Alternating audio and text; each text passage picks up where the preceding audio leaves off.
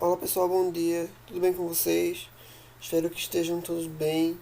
Estamos aqui para mais uma videoaula de ciências. E nosso conteúdo hoje é misturas de substâncias, ou substâncias e misturas, certo? Então, vamos começar falando o que seriam substâncias. Tomando por base o conceito de matéria, que é tudo aquilo que tem massa e ocupa um lugar no espaço, essa matéria ela vai ser formada por partículas aí muito pequenas, que são os átomos. Tá? Os átomos se agrupam e formam moléculas, e essas moléculas por si se agrupam e formam as substâncias. Por exemplo, uma molécula de água, tá? Ela é formada por dois átomos de hidrogênio e um de oxigênio. Um conjunto dessas moléculas, oxigênio com hidrogênio, vem formar aí uma substância, certo? E as substâncias elas podem ser classificadas em dois grupos: substâncias compostas e substâncias simples.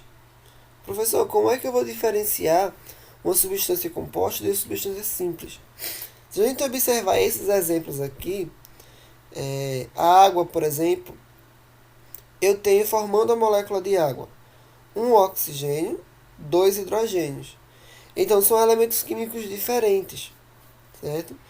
Por exemplo, aqui, outro, o ácido clorídrico. Eu tenho o hidrogênio e o cloro. O dióxido de carbono. Eu tenho dois oxigênios e um carbono. Então vejam que são substâncias que não são formadas por um único elemento químico. Diferente daqui, ó, da substância simples. O gás oxigênio. Ele é formado por dois oxigênios. São dois elementos oxigênios, são dois elementos químicos, mas os dois são iguais. O gás de nitrogênio, formado por dois nitrogênios. Gás de hidrogênio, gás ozônio, o fósforo, o enxofre. Então são todas substâncias que são formadas por um mesmo elemento químico. Eu posso ter mais de um elemento, mas a quantidade deles, 5, 6, são do mesmo elemento químico, certo? Então, substâncias são agregados atômicos, digamos assim, são agregados de uma molécula e vão formar aí um composto, certo? E essas substâncias elas podem ser tanto composta, quando é formada por mais de um elemento químico diferente, ou simples, quando ela é formada por um mesmo elemento químico, certo? Então, e a gente parte agora para misturas, certo? Mistura, na realidade, seria aí um conjunto dessas substâncias. Quando eu pego mais de uma substância diferente e adiciono aí em um recipiente e faço uma mistura. Tá? As misturas, elas podem ser classificadas em dois grupos: misturas homogêneas e composto heterogêneo, certo? Então, qual é a diferença? A gente vai notar o número de fases. O número de fases, uma fase em uma mistura, seria aí camadas, podemos dizer assim, diferentes que a gente pode perceber. Por exemplo, nesse recipiente, eu teria aqui uma mistura de água e sal dissolvido. Então, quantas fases eu consigo observar? Quantas camadas diferentes eu consigo observar? Apenas uma, tá?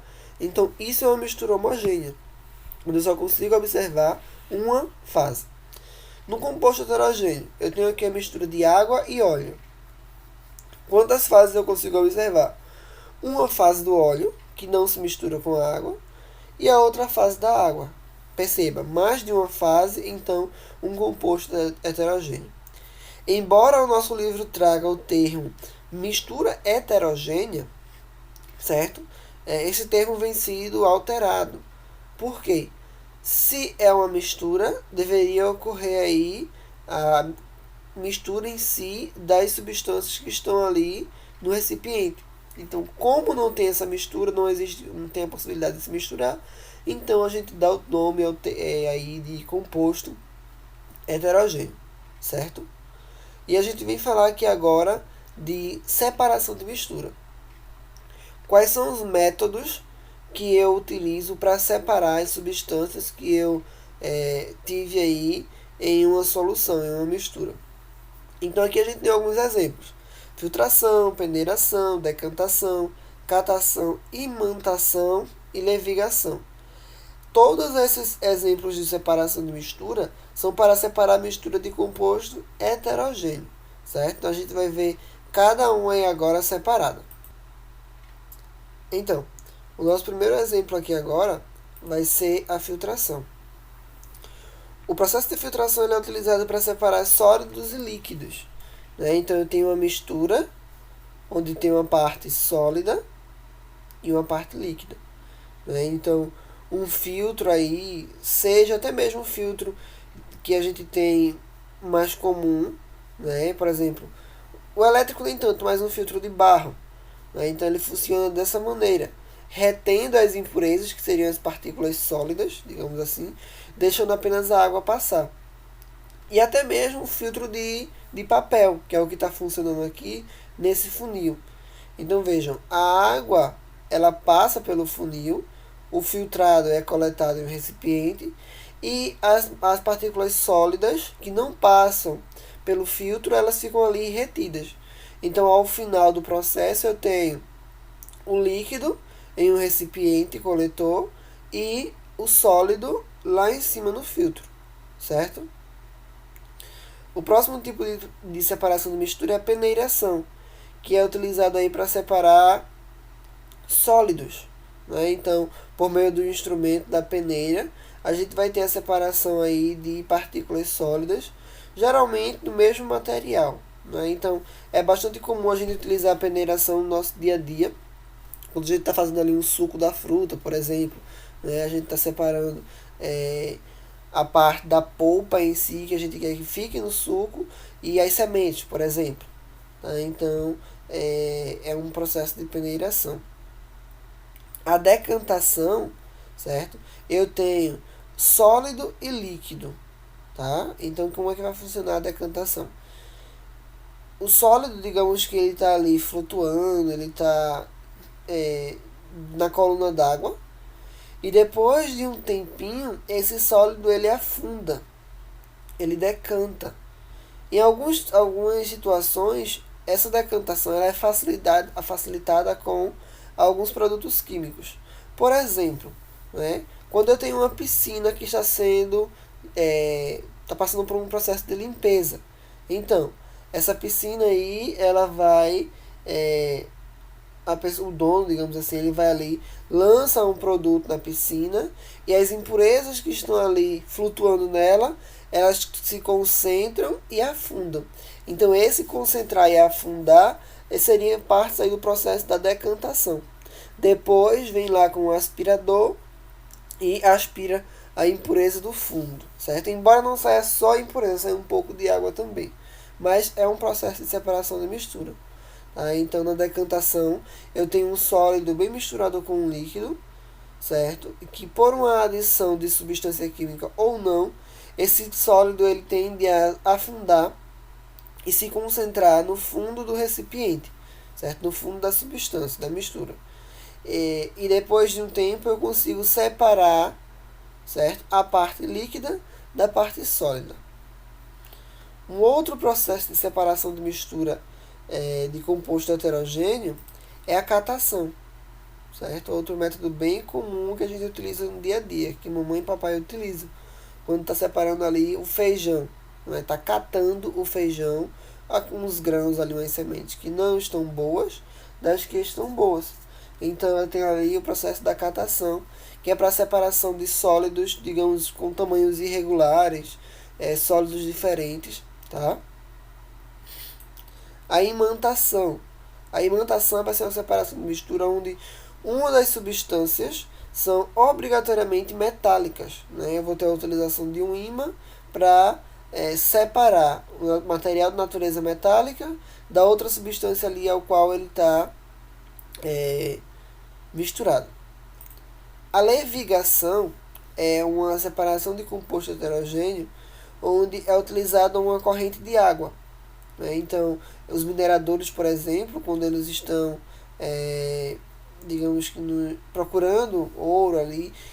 O ouro, a mistura ela é colocada no recipiente do ouro junto com o solo, digamos assim, a terra, e num rio, uma coluna d'água ali, uma água corrente, a água vai passando e vai levando os sedimentos, a areia, e vai deixando ali apenas as supostas partículas de ouro, certo? Então, a levigação seria a separação de mistura por meio de uma corrente de água, tá? Então, esses processos que eu acabei de falar são processos relacionados à separação de mistura e de composto heterogêneo especificamente. Agora a gente fala de uma separação de mistura, de mais três separações de misturas, que são a evaporação, a destilação simples e a destilação fracionada. Esses três processos de separação de mistura são para a separação de mistura homogênea, certo? Então, o primeiro processo, que é a evaporação, né, como vocês bem sabem, que ocorre por um aumento de temperatura, é utilizado para separação aí, por exemplo, nas salinas, né? Então, a água ela é aquecida, ela evapora e fica no recipiente apenas o sal, apenas a partícula sólida. Tá? Então é algo bem comum também que é utilizado aí pelas indústrias. Tá? A próxima separação de mistura homogênea é destilação simples. Funciona bem parecido com a evaporação, só que tudo é controlado dentro de vidrarias. Então, eu tenho um balão de destilação, aqui dentro em verde seria a minha mistura, certo? Essa mistura aqui ela é aquecida, tá? Até uma certa temperatura. A parte líquida que estava na mistura, ela evapora, certo? Chegando a esse recipiente, essa parte da vidraria que é um condensador. O condensador ele tem função de resfriar as substâncias. Aqui, quando as moléculas chegam no condensador, elas chegam no estado gasoso, porque aqui evaporou, se transformou em gás, chegou aqui no estado gasoso. No condensador, ela vai passar para o estado líquido. O condensador tem essa capacidade aí de resfriamento para ocorrer a mudança de estado. E no final do processo eu vou ter o líquido aqui, nesse balão de recolhimento, e no balão de destilação eu vou ter o sólido que não evaporou. Tá? Então, funciona no mesmo princípio que a evaporação, só que tudo controlado dentro de uma vidraria, e eu tenho um condensador para transformar as partículas gasosas, as moléculas gasosas, em líquido novamente, certo? Por meio do resfriamento. E o outro processo de destilação, que é a destilação fracionada, certo? Novamente, funciona no mesmo princípio que a destilação simples, certo? Só que eu vou ter aqui uma estrutura a mais, que é a coluna de fracionamento. Tá? Então, eu vou ter a mistura novamente, aqui de líquidos com temperaturas de ebulição diferente. Aqui na destilação simples eu tenho a mistura de sólido e líquido, certo? Aqui na fracionada eu tenho misturas de líquidos com temperaturas de ebulição diferentes. Por exemplo, água e álcool. Um vai evaporar mais rápido que o outro, certo? Então o que acontece? Aqui também vai existir um aquecedor, digamos assim, uma fonte térmica, que está aquecendo a mistura, certo? Uma das substâncias, ela vai aquecer, ela vai evaporar mais rápido e vai ficar presa na coluna de fracionamento, certo? Enquanto que a outra aos poucos se aquece e é direcionada ao condensador. O condensador atua pelo